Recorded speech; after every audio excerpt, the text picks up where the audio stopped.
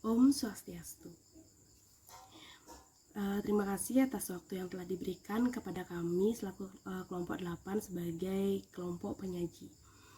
Nah, namun sebelum kami memaparkan materi yang akan kami bawakan pada kesempatan kali ini, izinkan kami memperkenalkan diri kami terlebih dahulu.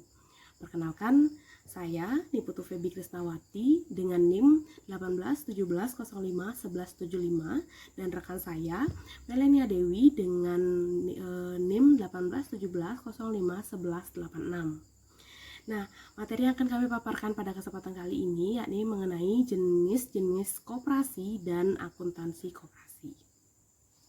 Kemudian kita langsung saja ke materi yang pertama yang akan dibawakan oleh saya sendiri. Nah, materi yang pertama itu mengenai definisi koperasi. Menurut Undang-Undang Nomor 25 Tahun 1992 menyebutkan bahwa koperasi adalah badan usaha yang beranggotakan orang seorang atau badan hukum koperasi dengan melandaskan kegiatannya berdasarkan prinsip koperasi sekaligus sebagai gerakan ekonomi rakyat yang berdasar atas asas kekeluargaan. Kemudian secara umum, pengertian koperasi ini merupakan perkumpulan ekonomi orang-orang yang bergabung secara sukarela untuk memenuhi kebutuhan dan aspirasi ekonomi, sosial, serta budaya mereka yang sama melalui perusahaan yang dimiliki dan diawasi secara demokratis. Pada dasarnya, tujuan dibentuknya koperasi itu adalah untuk mewujudkan masyarakat yang adil, makmur, sejahtera, serta mandiri atas dasar Pancasila dan Undang-Undang Dasar 1945. Namun, terdapat juga tujuan lainnya dari dibentuknya koperasi ini. Yang pertama adalah untuk membantu memperbaiki taraf hidup maupun ekonomi dari para anggotanya serta masyarakat sekitar. Yang kedua, itu untuk membantu pemerintah dalam mewujudkan kehidupan masyarakat yang adil serta makmur. Dan yang ketiga, itu tentu saja untuk meningkatkan tatanan perekonomian di Indonesia.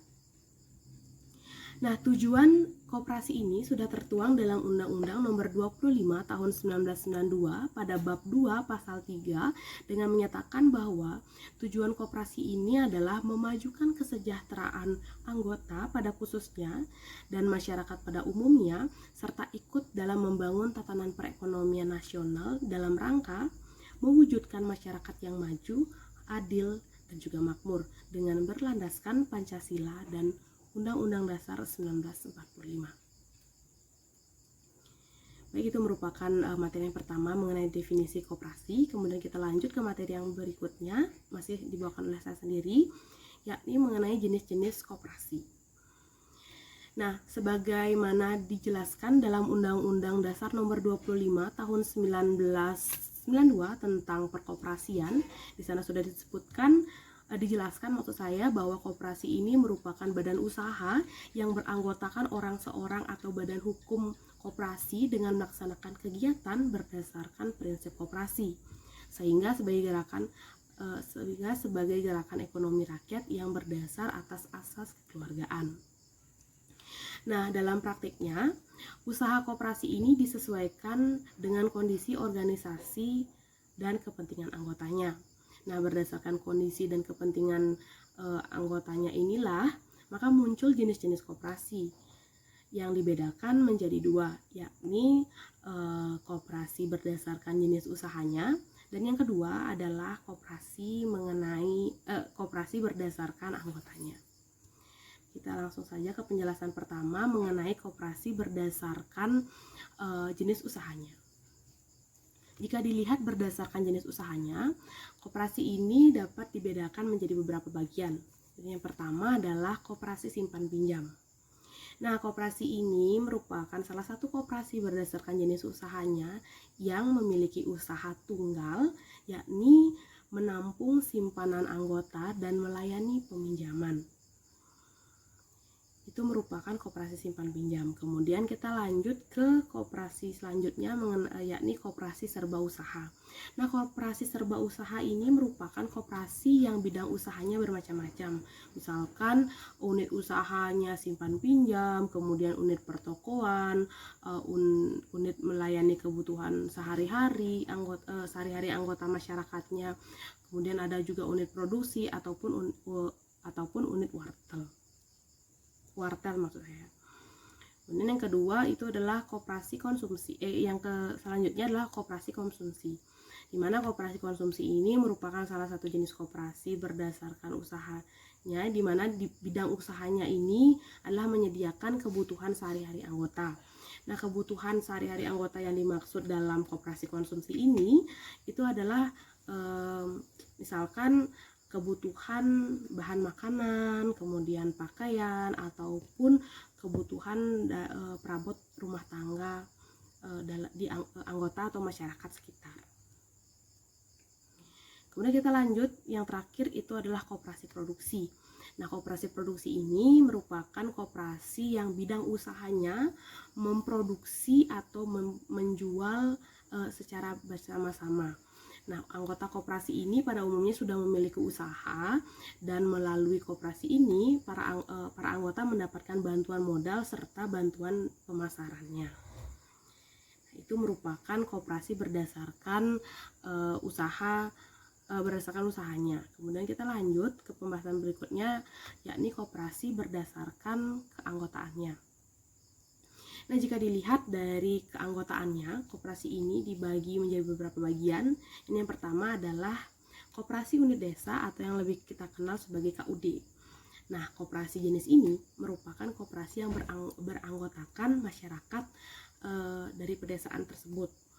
Nah, koperasi ini melakukan kegiatan usaha ekonomi pedesaan, terutama pertanian, kemudian perdagangan, dan buruh lainnya. Maka tentu saja kegiatan yang dilakukan dari koperasi ini yakni menyediakan pupuk, obat pemberantasan hama tanaman, kemudian benih, alat pertanian, serta memberi penyuluhan teknis pertanian. Kemudian kita lanjut ke koperasi selanjutnya, yakni Koperasi Pegawai Republik Indonesia atau KPRI. Nah, koperasi jenis ini itu beranggotakan para pegawai negeri. Nah, koperasi ini juga bertujuan terutama dalam meningkatkan kesejahteraan para pegawai negerinya. Kita lanjut ke koperasi yang terakhir, yaitu koperasi sekolah. Nah, koperasi sekolah ini merupakan koperasi yang anggotanya adalah dari warga sekolah tersebut, yakni guru-guru, karyawan, serta siswa. Nah, kegiatan di koperasi sekolah ini adalah menyediakan kebutuhan warga sekolahnya, misalkan buku pelajaran, kemudian alat tulis, makanan, minuman, dan masih banyak lagi yang merupakan kebutuhan dari warga sekolah. Itu merupakan koperasi berdasarkan keanggotaannya. Nah, menurut Undang-Undang Nomor 17 Pasal 83 tahun 2012, jenis koperasi ini dibagi menjadi 4 bagian. Ini yang pertama ada koperasi simpan pinjam, di mana koperasi ini sama pengertiannya seperti sebelumnya, yaitu koperasi yang memiliki usaha tunggal, yakni menampung simpanan anggota dan melayani pinjaman. Nah, anggota yang menabung itu akan mendapatkan imbalan jasa, dan bagi si peminjam itu akan dikenakan jasa. Nah, besar jasa yang bagi penabung dan peminjam itu akan ditentukan melalui rapat anggota terlebih dahulu. Nah, oleh sebab itu, kegiatan usaha koperasi ini dapat dikatakan sebagai dari, oleh, dan untuk anggota. Kemudian yang kedua ada koperasi konsumen. Koperasi konsumen ini merupakan koperasi yang menyelenggarakan kegiatan usaha pelayanan di bidang penyediaan barang, kebutuhan anggota, dan non-anggota. Dan yang ketiga itu ada koperasi produsen, di mana koperasi produsen ini merupakan koperasi yang beranggotakan para pengusaha kecil atau UKM dengan menjalankan kegiatan pengadaan bahan baku dan penolong untuk anggotanya. Nah, kegiatan penyelenggaraan usaha pada pelayanan di bidang ini. Itu adalah pengadaan sarana produksi dan pemasaran produksi yang dihasilkan oleh anggota kepada anggota dan non-anggota. Dan yang terakhir itu adalah koperasi jasa. Nah, di mana koperasi jenis ini merupakan koperasi yang menyelenggarakan pelayanan jasa yang dibutuhkan oleh anggotanya yang berperan sebagai pengguna atau pemilik layanan jasa koperasi. Itu merupakan jenis-jenis koperasi. Baik, sekian pemaparan materi untuk materi yang pertama dan kedua. Untuk materi yang selanjutnya itu akan dibawakan oleh rekan saya, Melina Dewi. Terima kasih. Di sini saya akan melanjutkan presentasi dari teman saya terkait dengan akuntansi koperasi. Yang pertama ada pengertian akuntansi koperasi. Akuntansi koperasi adalah sistem pencatatan yang sistematis yang mencerminkan pengelolaan koperasi yang transparan dan bertanggung jawab sesuai dengan nilai norma dan prinsip koperasi. Yang kedua ada peran akuntansi dalam pelaporan keuangan koperasi. Yang pertama ada mengetahui kinerja keuangan perusahaan, yang kedua ada mengetahui perkembangan perusahaan, yang ketiga ada mengetahui keefektifan perusahaan, yang keempat ada mengetahui besarnya pajak yang harus dibayarkan, dan yang kelima ada mengajukan kredit ke bank. Kemudian ada laporan keuangan koperasi. Yang pertama ada perhitungan hasil usaha, yang kedua ada neraca, yang ketiga ada laporan arus kas, yang keempat ada laporan promosi ekonomi anggota, dan yang terakhir ada catatan atas laporan keuangan.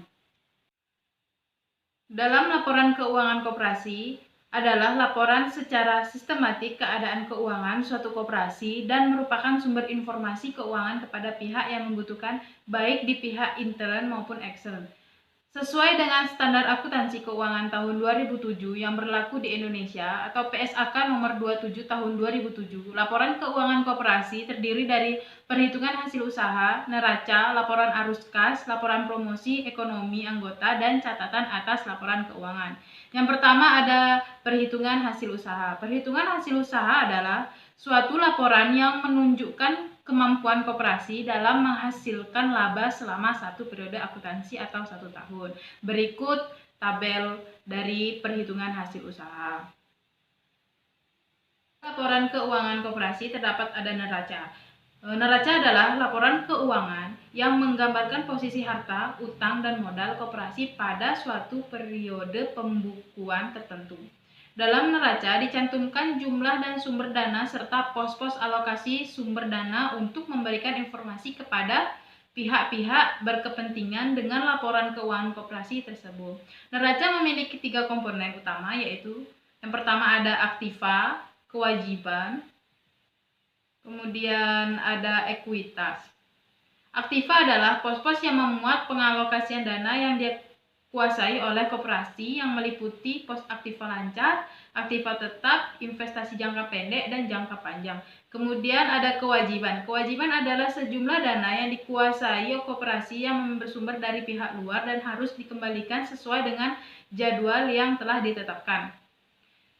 Dan yang terakhir ada ekuitas, adalah jumlah uang yang dapat disamakan dengan itu yang benar-benar milik koperasi. Berikut tabel pada neraca.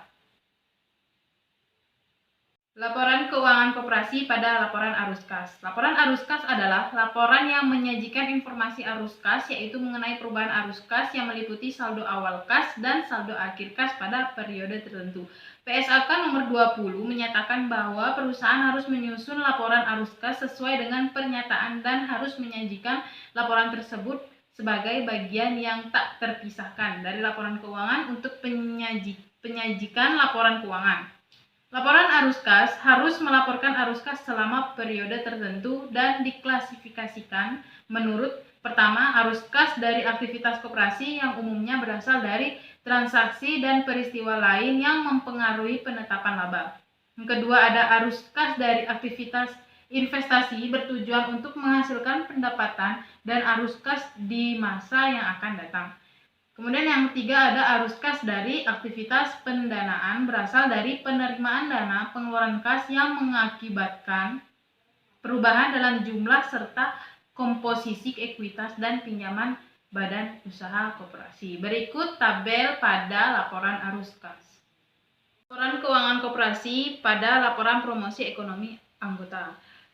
Laporan promosi ekonomi anggota adalah laporan yang menunjukkan manfaat ekonomi yang diterima anggota koperasi selama 1 tahun tertentu. Laporan tersebut mencakup 4 unsur, yaitu yang pertama ada manfaat ekonomi dari pembelian barang atau pengadaan jasa bersama. Kedua ada manfaat ekonomi dari pemasaran dan pengolahan bersama. Yang ketiga ada manfaat ekonomi dari simpan pinjam lewat koperasi. Dan yang keempat ada manfaat ekonomi dalam bentuk pembagian sisa hasil usaha. Berikut adalah tabel dari laporan promosi ekonomi anggota. Kemudian yang terakhir ada keuangan koperasi terhadap catatan atas laporan keuangan. Menurut Ferdinansyah 2007 Ayat 106, catatan atas laporan keuangan harus disajikan secara sistematis.